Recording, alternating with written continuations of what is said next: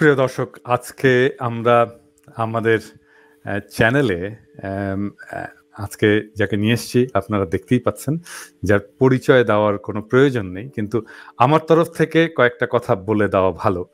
যে মাহমুদ ভাই সাথে আমার পরিচয় অনেক আগে, এই রাজনৈতিক সংগ্রাম শুরু হওয়ার আগে, যখন আমি একজন ইয়াং এক্সিকিউটিভ পাশ করে এসেছি, কেবল ডাক্তারি পাশ করে এসেছি, সেই সময় মাহমুদ ভাইয়ের সাথে পরিচয়, যখন তিনি একজন বাংলাদেশের একজন সফল এক্সিকিউটিভ সেই সময়। এবং তারপরে নানা সময়ে আমি মাহমুদ ভাইয়ের স্নেহ প্রশ্রয়ে এই অ্যাক্টিভিজমে থেকেছি, ওনার পরামর্শ, ওনার প্রেরণা, এবং আমি ওনাকে দেখে সবসময় প্রেরণা পাই। আমাকে অনেকে বলেন যে দাদা আপনাকে দেখে প্রেরণা পাই, কিন্তু দাদা যাকে দেখে প্রেরণা পায় তাকে আজকে নিয়ে আসতে পেরে আমি অত্যন্ত আনন্দিত আমার এই চ্যানেলে। এবং আমার চ্যানেল মাহমুদ ভাইয়ের এই আবির্ভাবে আমি বলবো যে আজকে ধন্য এবং কৃতজ্ঞ। মাহমুদ ভাই, আপনাকে অনেক ধন্যবাদ সময় দেওয়ার জন্য। এই যে ঐক্যটা, জাতীয় ঐক্য, এটাকে সংহত করা এবং সামনের দিকে এগিয়ে নিয়ে যাওয়ার জন্য আপনার রাজনৈতিক প্রস্তাবনাটা কি? প্রথম কথা হচ্ছে যে একটা বোধহয় ভুল করে ফেলেছে এই সরকার। তারা এটাকে ইন্টারিম সরকার নাম দিয়েছে, অন্তর্বর্তী সরকার। আমি এটা প্রথম থেকে প্রতিবাদ করে এসেছি। আমি সবসময় বলেছি এটাকে বিপ্লবী সরকার বলা উচিত ছিল, কারণ বিপ্লবী সরকার না বললে আপনি তো বিপ্লবটাকে ধারণ করছেন না। অন্তর্বর্তী বললেই মনে হচ্ছে আপনি একটা স্টপ গ্যাপ অ্যারেঞ্জমেন্টের মধ্যে চলে এসেছেন। এটা করলেই আমি বিপ্লবটাকে একটু খাটো করে ফেলছি, কাজে এটা বিপ্লবী সরকার হওয়া উচিত ছিল। আর দুই নম্বর কথা হচ্ছে, এটা আমার বক্তব্য, অনেকেই একমত নাও হতে পারে। আমি মনে করি যে বর্তমানে বাংলাদেশ সংবিধানের যে অবস্থা, এটাকে রেখে আপনি আপনি যে রাজনৈতিক ভবিষ্যতের কথা বললেন, আশাকাঙ্ক্ষার কথা বললেন, এই আশাকাঙ্ক্ষা পূর্ণ করা সম্ভব না। কাজে আমি মনে করি বাংলাদেশের এখন একটা সেকেন্ড রিপাবলিকের দিকে যেতেই হবে। আর কোনো রাস্তা নাই যদি সত্যি সত্যি আমরা চাই যে দ্বিতীয় কোনো শেখ হাসিনার মতো দানব ফ্যাসিস্ট বাংলাদেশে আবার না আসুক। এটা চাইলে পরে আমাদের গোড়ায় হাত দিতে হবে। কাজে আমাদের বর্তমান সংবিধান বদলে ফেলে আমাকে নতুন সংবিধান তৈরি করতে হবে জনগণের মতামত নিয়ে। এবং সেই সংবিধান তৈরি করতে গেলে আগামী যে নির্বাচনটা হবে বাংলাদেশে, সেই নির্বাচনটা হতে হবে কনস্টিটিউয়েন্ট অ্যাসেম্বলির নির্বাচন। সরকারও প্রতিষ্ঠা হবে, কিন্তু তার সঙ্গে অবশ্যই কনস্টিটিউয়েন্ট অ্যাসেম্বলি এটাকে বলতে হবে, তার মানে তারাই সংবিধানটাকে নেবে। এবং সেই সংবিধানে এই আজকের তরুণের আশা আকাঙ্ক্ষা, আমরা যে চাই যে ফ্যাসিবাদ যাতে না আসে, সেটার একটা ব্যবস্থা সংবিধানে রাখতে হবে এবং বেশ কিছু পরিবর্তন আনতে হবে আমাদের সংবিধানে। যেমন আমি ব্যক্তিগতভাবে আপনাদের ফ্রান্সের সিস্টেম পছন্দ করি, আমার আমেরিকার সিস্টেম পছন্দ করি। সেখানে একটা ব্যালেন্স আছে। একজন প্রেসিডেন্ট, বিশেষত আমেরিকাতে, 2 বারের বেশি প্রেসিডেন্ট হতে পারেন না, কাজে 8 বছর পরে তাকে বিদায় নিতেই হবে, আর কোন রাস্তা, যত জনপ্রিয় হোক, যতই জনপ্রিয় হোক না কেন। যেমন ওবামা এখনো সবচেয়ে জনপ্রিয় লোক আমেরিকায়, কিন্তু ওর পক্ষে আর একবার প্রেসিডেন্ট হওয়া সম্ভব না। এবং এটা হলে পরে আপনার ওই যে পারিবারিক যে ব্যাপারটা বাংলাদেশে হয়ে যায়, যে পরিবারতন্ত্র তৈরি হয়, ওটা তৈরি হওয়া বন্ধ হয়ে যায়। আরেকটা হয়, আপনাদের দেশের কথা, ফ্রান্সের কথা বলছি এই জন্য যে প্রাইম মিনিস্টার এবং পার্লামেন্ট, প্রেসিডেন্টের মধ্যে একটা ব্যালেন্স অফ পাওয়ার আছে। তো আমেরিকাতে আমার প্রাইম মিনিস্টার নাই, কিন্তু ওখানে চেক অ্যান্ড ব্যালেন্স করে সিনেট এবং কংগ্রেস। সুতরাং এই ধরনের একটা কিছু সিস্টেমে আমি ব্যক্তিগতভাবে এটা পছন্দ করি। এখন যেটা করা আছে, ওয়েস্টমিনিস্টারের কথা আমরা বলেছি, কিন্তু ওয়েস্টমিনিস্টারের মাধ্যমেই কিন্তু ওই নাম বিক্রি করে বাংলাদেশে ফ্যাসিবাদের উত্থান হয়েছে।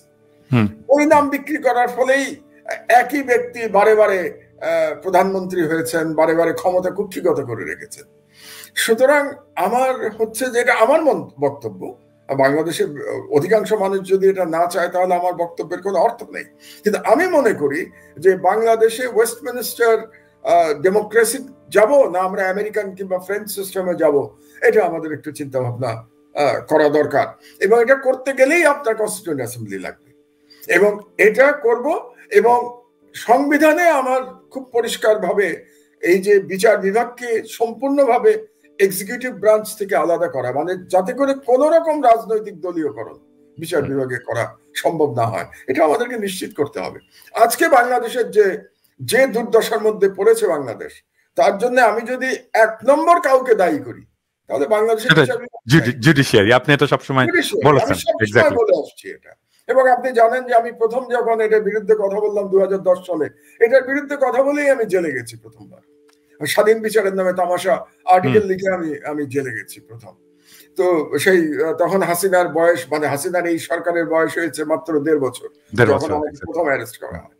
তো সেজন্য আমি বলছি যে এই যে বিচার বিভাগের এই ভয়াবহ দলীয়করণ, এটার থেকে বেরোতে না পারলে আপনি এই ফ্যাসিবাদকে আবার উত্থান থেকে রুখতে পারবেন না। কাজেই এই আশাকাঙ্ক্ষা আমাদেরকে ধারণ করতে হলে এই সংবিধান বদলাতে হবে, আমাদের সেকেন্ড রিপাবলিকে যেতে হবে, এবং আগামী নির্বাচন কনস্টিটিউয়েন্ট অ্যাসেম্বলির নির্বাচন হতে হবে। এটাই আমার প্রত্যাশা এবং আমার পরামর্শ দেশের একজন সিনিয়র সিটিজেন হিসেবে। আমার এর পরের প্রশ্নটা একটু ভিন্ন। এই প্রশ্নটার উত্তরটা আমি এখনো খুঁজে পাইনি, যেটা আপনিও সবসময় বলেছেন যে আমাদের লড়াইটা কেন কঠিন হচ্ছে। এর কারণটা হচ্ছে যে আমরা এমন একটা জগতে, পৃথিবীতে বাস করি যেটা একটা ইসলামোফোব দুনিয়া, এবং এইটাকেই হাসিনা এবং ইন্ডিয়া খুব সাকসেসফুলি আমাদের লড়াই সংগ্রামকে ডিলিজিটিমাইজ করার জন্য ব্যবহার করেছে। কিন্তু এই লড়াইয়ে কোনোভাবেই কাজে লাগাতে পারেনি। কেন পারেনি? এটা আমার কাছেও এটা একটা বিষয়, যেটা কেন পারলো না তারা শেষ পর্যন্ত। পারেনি বলতে আপনি কি 2013 সালের হেফাজতের আন্দোলনের কথা বলতে চাচ্ছেন? না, এই 2024-এর বিপ্লবে তারা কেন এই কার্ডটা খেলতে পারলো না? ও আচ্ছা আচ্ছা, কারণ এটা ভালো প্রশ্ন। এটার জবাব আপনিও যেটা বলছেন, এটার জবাব খুঁজে পাননি, তবে আমার কাছে একটা জবাব আছে। সেই জবাবটা হলো জিওপলিটিক্যাল জবাব। আমার কাছে দেশের জবাব না, আমার জিওপলিটিক্যাল জবাব আছে। সেটা আমি শুনতে আগ্রহী। আমি জিওপলিটিক্যাল জবাবটা আপনাকে দিচ্ছি, যে ইসলামোফোবিয়া একেবারে এক্সট্রিম ফর্মে শুরু হলো কবে থেকে? 9/11 এর পর থেকে।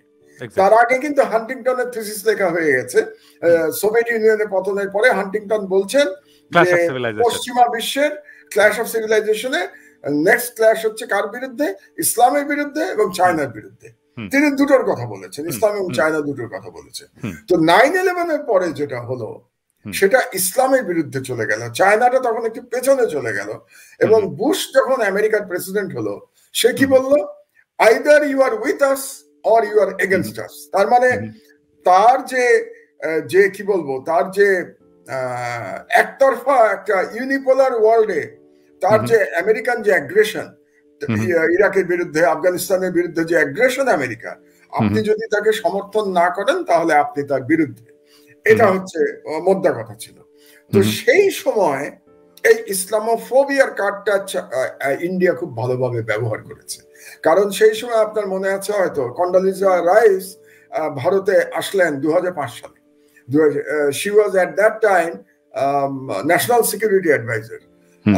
উনি এসে বললেন যে ভারত আমাদের স্ট্র্যাটেজিক অ্যালাই, মানে দক্ষিণ এশিয়াতে কৌশলগত মিত্র হচ্ছে ভারত, এবং ভারতকে মোটামুটি দক্ষিণ এশিয়ার এক ধরনের হেজেমনিক মাস্টারের ক্ষমতা দিয়ে গেল আমেরিকা।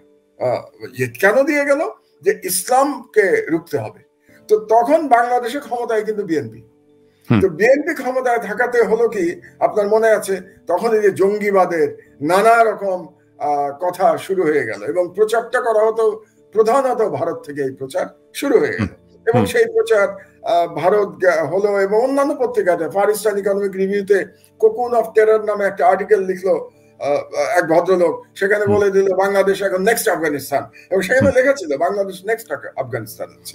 এটা ভারতই করিয়েছে, যাতে করে ভারত বাংলাদেশের উপর একটা হেজেমনিক কন্ট্রোল তৈরি করতে পারে ইসলামিক কার্ড খেলে। এবং হাসিনা যখন সাকসেসফুলি ক্ষমতা নিল 2009 সালে, সে দেখলো যে সব থেকে কট্টর ইসলামোফোবিক বিশ্বে সে ক্ষমতা নিয়েছে, এবং ক্ষমতা ধরে রাখার জন্য একের পর এক জঙ্গি কার্ড সে খেলতে লাগলো। এবং আমি বিশ্বাস করি তার জঙ্গিবাদের যে সমস্ত গল্প আমরা শুনতে পাই তার 99% ভুয়া, এবং এগুলো গ্রামের দরিদ্র মানুষদের ধরে নিয়ে এসে তাদেরকে ঘরের মধ্যে বন্দি করে বোমা মেরে উড়িয়ে দিয়েছে। পিনাকি, আপনি একসময় বামপন্থী রাজনীতি করতেন, আপনি চিন্তা করে দেখুন যে কত করুণ, যে গ্রামের মানুষদের কেন এনেছে ধরে? কারণ তাদের জন্য কেউ কাঁদবে না, এক্স্যাক্টলি, তাদেরকে কেউ চিনবে না, তারা ফেসলেস। এই ধরনের ফেসলেস মানুষদের ধরে এনে, আমি নিজে ডিবিতে দেখেছি, আটকে রেখে দিয়েছে গ্রামের দরিদ্র লোকদের দিনের পর দিন। বাংলাদেশের আইনে তো আপনি 24 ঘন্টার বেশি রাখতে পারবেন না। তাদেরকে রাখতো কিভাবে জানেন? তাদের কোনো হদিসই ছিল না, কোনো রেকর্ডই নাই তাদের, মানে গুম করে নিয়ে আসতো, গুম করে নিয়ে এসে বিভিন্ন জায়গায় তাদেরকে নিয়ে গিয়ে সেই বাড়ি শুদ্ধ বোমা মেরে উড়িয়ে রীতিমতো হত্যাকাণ্ড চালিয়েছে এই হাসিনা সরকার। এবং আমেরিকার কাছ থেকে বাহবা নিয়েছে, ইন্ডিয়ার কাছ থেকে বাহবা নিয়েছে যে আমরা জঙ্গিবাদ দমন করছি বাংলাদেশে। এটা করতে করতে এই কাজটা ভালোই চলছিল, এই ব্যবসাটা হাসিনার বেশ লাভজনক ব্যবসা ছিল ফর অ্যাবাউট 10 years। কিন্তু যেই মুহূর্তে আফগানিস্তান থেকে আমেরিকান সৈন্য প্রত্যাহার হয়ে গেল, তারা চলে গেল, চলে যাওয়ার পরে আর ইসলামিক কার্ড আর আমেরিকার জন্য জরুরি না, প্রায়োরিটি নাই আমেরিকা। তার প্রায়োরিটি কি আসলো? চায়নাকে মোকাবেলা করতে হবে, চীনকে মোকাবেলা করা হলো এখন প্রায়োরিটি। এবং এরপরে যখন ইউক্রেন যুদ্ধ শুরু হয়ে গেল রাশিয়ার সাথে, তখন এই ইসলামিক কার্ড আরো পেছনে চলে গেল। থ্রেটটা হলো আপনার নিজের দেশেরও, ফ্রান্সেও। ইউরোপের থ্রেট কে? ইউরোপের থ্রেট ইসলাম না তো, ইউরোপের থ্রেট তো রাশিয়া। যখন আপনার থ্রেট রাশিয়া হয়ে গেল, আমেরিকার লার্জার থ্রেট হয়ে গেল চায়না, তখন আমেরিকা চিন্তা করলো যে মুসলিম ওয়ার্ল্ডের সাথে আমার সম্পর্ক উন্নত করতে হবে। তো মুসলিম ওয়ার্ল্ডের সাথে সম্পর্ক উন্নত যদি করতে হয় আমেরিকাকে, তাহলে ইসলামিক আর্ট খেলা বন্ধ করতে হবে। তো ইসলামিক আর্ট খেলা যে মুহূর্তে আমেরিকা বন্ধ করে দিল, তখন আর এই কার্ডের আর কোনো মূল্য রইল না। এটা হচ্ছে প্রধান কারণ, যে কারণে এবার ইসলামিক আর্ট খেলতে পারে নাই হাসিনা, ব্যর্থ হয়েছে। খেলার চেষ্টা করেছে, রাজাকার বলেছে, বিভিন্ন কথা বলেছে, ইসলামিস্ট মুভমেন্ট বলা হয়েছে, এসব বলা হয়েছে, কিন্তু এই কার্ড ইন্ডিয়াও খেলতে চেয়েছে, ভারতের মিডিয়াতেও এসব লেখা হয়েছে, কিন্তু ভারত এবং হাসিনা ছাড়া পৃথিবীর আর কোন দেশ ইসলামিক কার্ড অ্যাকসেপ্ট করে না। আরেকটা হয়ে গেল কি, লড়াইয়ের ময়দানে ডান বলুন, বাম বলুন, ইসলামী এই যে মাদ্রাসার ছাত্র বলুন, সেকুলার এডুকেশনের ছাত্ররা বলুন, সবাই তো একাকার হয়ে গেল, সবাই তো মিশে গেল। 13 জন হিন্দু সম্প্রদায়ের শহীদ হয়েছে, মারা গেছে 13 জন। চিন্তা করে দেখেন আপনি, তাহলে এখানে আপনি ইসলামিক আর্ট খেলবেন কি করে? সে এক হয়ে গেছে। তো এখানে দুটো গ্রুপ, একটা ফ্যাসিস্ট গ্রুপ আর একটা অ্যান্টি ফ্যাসিস্ট গ্রুপ। তো এই লড়াইটা তো ফ্যাসিজমের বিরুদ্ধে, এই লড়াইটা তো কোনো ধর্মের বিরুদ্ধে না, কোনো বর্ণের বিরুদ্ধে না, কোনো গোত্রের বিরুদ্ধে না। এই লড়াই হচ্ছে ফ্যাসিজম আর অ্যান্টি ফ্যাসিজম। তো অ্যান্টি ফ্যাসিজম যখন এক হয়ে গেল, তখন এখানে আর ইসলামিক আর্ট খেলার কোন সুযোগ নেই। একটা প্রশ্ন এখন তো আলোচিত হচ্ছে, সেটা হচ্ছে যে আওয়ামী লীগ কিভাবে ফিরে, আওয়ামী লীগ মানে আওয়ামী লীগ নট অ্যাজ আওয়ামী লীগ তার এই দলের নাম নিয়ে, আওয়ামী লীগ তো একটা রাজনৈতিক ধারার প্রতিনিধিত্ব করে। এই যে সো কল্ড সেকুলার, মুক্তিযুদ্ধের পক্ষে, বাম, সিপিবি, ঘরানা, এইসব মিলে, ছায়ানট, এইসব মিলে যে কালচারাল এরেনা, যে ভারত সমর্থিত, ভারতের পক্ষের যে একটা পলিটিকো কালচারাল যে সেকশন বাংলাদেশের রাজনীতিতে এতদিন রাজত্ব করেছে, এটা ফিরে আসবে অন্য কোনো নাম নিয়ে আর কি।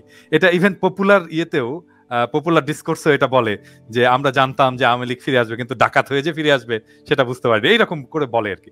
কিন্তু আওয়ামী লীগ বা এই কালচারাল ইন্ডাস্ট্রিটা কোনো না কোনো ভাবে ফিরে আসার চেষ্টা করবে। সেটা কিভাবে ফিরে আসার চেষ্টা করতে পারে এবং তাদের ফিরে আসার এই প্রসেসটা সাকসেসফুল হবে কিনা আপনার কি মনে হয়? আচ্ছা, আমি একটু তুলনা করি 1975-এর সাথে, কেমন? কারণ 1975-এ আওয়ামী লীগের এভাবেই পরাজয় হয়েছিল, কিন্তু সেটা হয়েছিল যে আপনি বললেন না বিপ্লব এবং অভ্যুত্থানের পার্থক্য। 1975-এর একটা অভ্যুত্থান ছিল, বিপ্লবে পরিণত হয় নাই, এবার কিন্তু বিপ্লব হয়েছে। কাজে 75-এর সাথে এবারের চরিত্রগত পার্থক্যটা এখানে এক। দুই হচ্ছে যে 75-এ তারা ফিরে আসতে পেরেছিল, কারণ হচ্ছে তারা ওই যে আপনি প্রো ইন্ডিয়ান যে শক্তিগুলোর কথা বললেন এবং যে সকল বাঙালি জাতীয়তাবাদের বয়ান, এবং যেই বয়ানের প্রগতিবাদী বয়ান, প্রগতিশীল, এটা তো একটা মানে কি বলবো, এটা এক ধরনের ভণ্ডামি, আমি এটাকে ভণ্ডামি বলি। প্রগতিশীলতা মানেই বাঙালি জাতীয়তাবাদ হতে হবে, কারণ যখনই বাঙালি জাতীয়তাবাদ আপনি বলেন, এটাও কিন্তু একটা ন্যারো জাতীয়তাবাদ। আপনি বাঙালি জাতীয়তাবাদ বলতে গিয়ে তো আপনি অন্যদের বের করে দিচ্ছেন। আপনার যেমন আপনার মনে আছে শেখ মুজিব বলেছিল মানবেন্দ্র লারমাকে, ওইসব বাঙালি হয়ে যায়, সবাই বাঙালি হয়ে যায়, মনে আছে না? তো কাজী বাঙালি জাতীয়তাবাদ মানেই প্রগতিশীলতা, এটা তো আমি মানি না। কারণ বাঙালি জাতীয়তাবাদের যদি আমি উত্থান পর্বটা দেখি, এর উত্থান পর্ব কিন্তু কলকাতায়, এবং কলকাতায় কবে? 18th সেঞ্চুরিতে। মানে যখন এই বাঙালি জাতীয়তাবাদ বা বেঙ্গলি রেনেসা, আমি যদি আরো পরিষ্কার করে বলি, বেঙ্গলি রেনেসা যে আসলো 18th সেঞ্চুরিতে, যেটা নীরদ চৌধুরী খুব চমৎকার বই লিখেছেন, ওই যে autobiography of an unknown Indian, ওর মধ্যে খুব চমৎকার বর্ণনা আছে, ওই সময়ের বর্ণনা নীরদ চৌধুরীর বইতে। এবং সেখানে উনি বলেছিলেন যে বাঙালি রেনেসার বা বাঙালি জাতীয়তাবাদের ওই বয়ানে মুসলমানদের কোনো জায়গা ছিল না, মুসলমানরা সেখানে বহিরাগত ছিল। সুতরাং বাঙালি জাতীয়বাদের যে উত্থান সেটাই কিন্তু প্রশ্নবিদ্ধ, সেটা ইনক্লুসিভ না, সেটা তো আপনি মুসলমানদের ধারণ করে নাই, তখন আপনি ইনক্লুসিভ না তো, কারণ বাঙালির মধ্যে তো মেজরিটি জনসংখ্যা এখন মুসলমান ধর্মাবলম্বী, তো মুসলমানদের বাদ দিয়ে আপনি কি জাতীয়তাবাদের কথা বলছেন? তো ওই জাতীয়তাবাদের ব্যাখ্যা থেকে যেটা নিয়ে এসেছিল শেখ মুজিবুর রহমান বা পরবর্তীতে আওয়ামী লীগ, সেটা বেসিক্যালি ইসলামোফোব ব্যাখ্যা। এই জন্য রাজাকার শব্দটা আপনি দেখেন, রাজাকার গত 53 বছর ধরে বাংলাদেশে রাজাকারের গল্প শোনানো হয়েছে, 53 বছর ধরে। কিন্তু যেটা সবচেয়ে বড়, এবং 53 বছর ধরে ভারতের কাছে কৃতজ্ঞতার বয়ান ফেরি করা হয়েছে। হ্যাঁ, ভারত 71-এ আমাদের মুক্তিযুদ্ধে অবশ্যই সাহায্য করেছে, এটা তো ইতিহাস, আমি ইতিহাসবিদ হিসেবে সেটা অস্বীকার করার কোনো সুযোগ নেই। কিন্তু ভারত কি শুধুমাত্র এটা ওয়াজ ইট এ ফিলান্থ্রপিক ভেঞ্চার ভারতের তরফ থেকে, মানে খুব দয়া করে করেছে? না, ইট was A win win situation ভারতের জন্য। ভারত 1947-এর পর থেকেই সাউথ এশিয়াতে প্রভুত্ব করতে চেয়েছে, হেজেমনিক কন্ট্রোল এস্টাবলিশ করতে চেয়েছে, এটা ইতিহাস। কিন্তু পাকিস্তান তার জন্য বাধা সৃষ্টি করেছে। যদিও পাকিস্তান সাইজে ছোট, অর্থনীতিতে দুর্বল, তারপরেও পাকিস্তান চ্যালেঞ্জ করেছে ভারতের হেজেমনিক ইচ্ছাটাকে। তো চ্যালেঞ্জ করে সাকসেসফুলি চ্যালেঞ্জ করেছে। এবং 1947-এর যে যুদ্ধ, ভারত পাকিস্তান যুদ্ধ, এবং 1965-এর যে যুদ্ধ, এই যুদ্ধ কিন্তু স্টেলমেট হয়েছিল, কেউই জিততে পারে নাই, এটা স্টেলমেটের মধ্যে দিয়ে শেষ হয়েছিল। সো 1971-এ যখন আমরা স্বাধীনতা চাইলাম বা মুক্তিযুদ্ধ শুরু হলো, it was a great opportunity for India পাকিস্তানকে শিক্ষা দেওয়ার জন্য, এবং দে ওয়ার সাকসেসফুল। পাকিস্তান পর্যদস্ত হলো, বাইফার্কেটেড হলো, দুই ভাগ হয়ে গেল, বাংলাদেশ স্বাধীন হলো। এবং ভারতের জন্য পাকিস্তানকে শিক্ষা দেওয়া গেল, প্লাস ইস্টার্ন সেক্টরে তার যে বিপুল ব্যয় ছিল, তার যে ব্যয় ছিল, সামরিক ব্যয় ছিল, সেই ব্যয়টা তার ড্রাস্টিক্যালি কমে গেল। কারণ ইস্ট পাকিস্তান বা বাংলাদেশ তখন একটা নতুন দেশ, ফ্রেন্ডলি টু ইন্ডিয়া, শুধু ফ্রেন্ডলি না, ইন্ডিয়ার কাছে নতজানু, তো নতজানু ইন্ডিয়া। কাজে ভারত তার নিজের স্বার্থে আমাদেরকে সাহায্য করেছে, আমিও আমার স্বার্থে ভারতের সাহায্য নিয়েছি। তো এটা it is a classical win win situation. এখানে ভারতেরও আমার প্রতি কৃতজ্ঞতা হওয়ার কিছু নাই, আমারও ভারতের কাছে কৃতজ্ঞ হওয়ার কিছু নাই। আমার মনে হয়, আমি একটু বিনয়ের সাথে একটু দ্বিমত করতে চাই আপনার সাথে।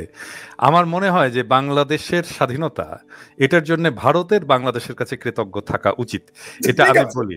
এটার কারণ, এটা কারণ আছে, খুবই স্পেসিফিক কারণ আছে, আমি এটা খুব আবেগ নিয়ে বলছি না, খুবই স্পেসিফিক কারণ আছে। ধরেন আজকে যদি বাংলাদেশ অখণ্ড পাকিস্তানের অংশ থাকতো বা পূর্ব পাকিস্তান হিসেবে থাকতো, তাহলে তো আজকে বাংলাদেশের ঢাকাতে আমরা একটা পারমাণবিক বোমা ফিট করে রাখতাম, অবশ্যই ন্যাচারালি। তাহলে এবং এটা তো দিল্লির দিকেই আমরা ফিট করে রাখতাম। তো এই যে তার বিশাল বড় নিরাপত্তা ঝুঁকি, এটা যে বন্ধ হয়েছে বাংলাদেশ স্বাধীন হওয়ার কারণে, এর জন্য অবশ্যই তাদের আমাদের কাছে কৃতজ্ঞ থাকা উচিত। আমার আবার আপনাকে আমি একটু দ্বিমত করি, কিন্তু আমি তো স্বাধীন হয়েছি, কাজে আমি তো ভারত সাহায্য না করলে স্বাধীন হতে পারতাম না, এটা তো বাস্তবতা।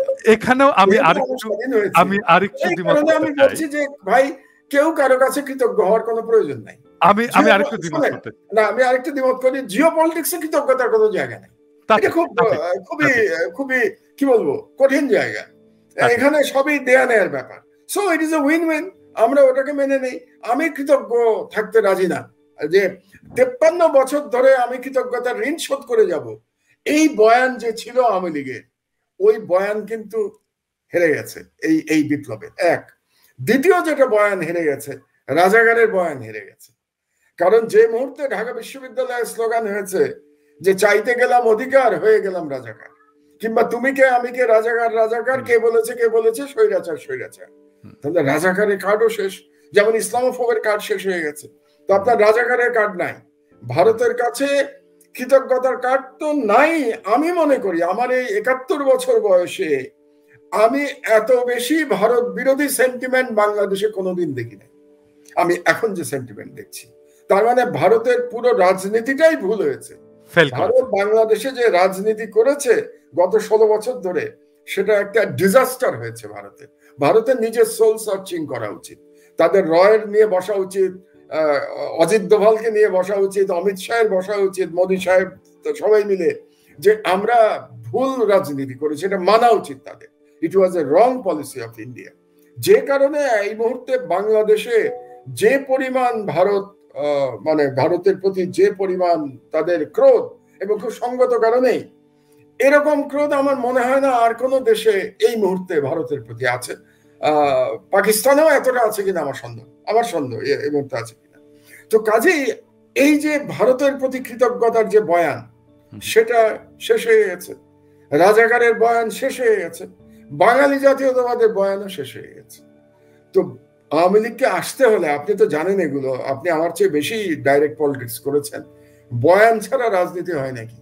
তাহলে শেখ মুজিব মারা যাওয়ার পরেও কিন্তু বয়ানটা ইনট্যাক্ট ছিল, আওয়ামী লীগের কাছে বয়ানটা ইনট্যাক্ট ছিল, এটা বুঝতে হবে আপনাদেরকে। পলিটিক্যাল ন্যারেটিভটা ইনট্যাক্ট ছিল, সেই পলিটিক্যাল ন্যারেটিভ এখন গন। তার সঙ্গে যোগ হয়েছে ফ্যাসিজম, ফ্যাসিস্ট। মানে এখন কিন্তু সারা বিশ্ব বলছে, আমি বিভিন্ন পত্রিকা, আপনিও পড়ছেন নিশ্চয়ই, সব বড় বড় পত্রিকা বলছে যে most notorious dictator of present এরা শেখ হাসিনা। মানে তার সম্পর্কে এখন এই কথাগুলো সব জায়গাতে আসছে। এবং বিশেষত এই যে আন্দোলনের প্রায় 3 সপ্তাহ ধরে আন্দোলন চলেছে, জুলাই থেকে আপনার 5ই অগস্ট পর্যন্ত, যে পরিমাণ মানুষকে নির্বিচারে হত্যা করা হয়েছে শেখ হাসিনার ডাইরেক্ট নির্দেশে, সরাসরি নির্দেশে, এটা অকল্পনীয়। আপনি ভাবতে পারেন, দেশের মানুষকে, নিজের দেশের মানুষকে হেলিকপ্টার দিয়ে গুলি করছে, নিজের দেশের মানুষকে স্নাইপার দিয়ে গুলি করছে। এটা অকল্পনীয় বারবারিজম, মনস্টার। তো কাজেই বয়ান নাই, পলিটিক্যাল বয়ান নাই, তার সঙ্গে যোগ হয়েছে এই অকল্পনীয় ব্রুটালিটি। এর থেকে আওয়ামী লীগের ফিরে আসা, আমি বলবো না যে কোনো রাজনীতি শেষ হয়ে যায়, কোনোটাই হয়তো শেষ হয় না, কিন্তু ফিরে আসা খুব কঠিন। শেখ হাসিনার পক্ষে তো সম্ভবই না, আমি এটা ভাবি না শেখ হাসিনার পক্ষে সম্ভব। তাহলে ইন্ডিয়া কি কিছু করবে না? অবশ্যই ইন্ডিয়া করবে।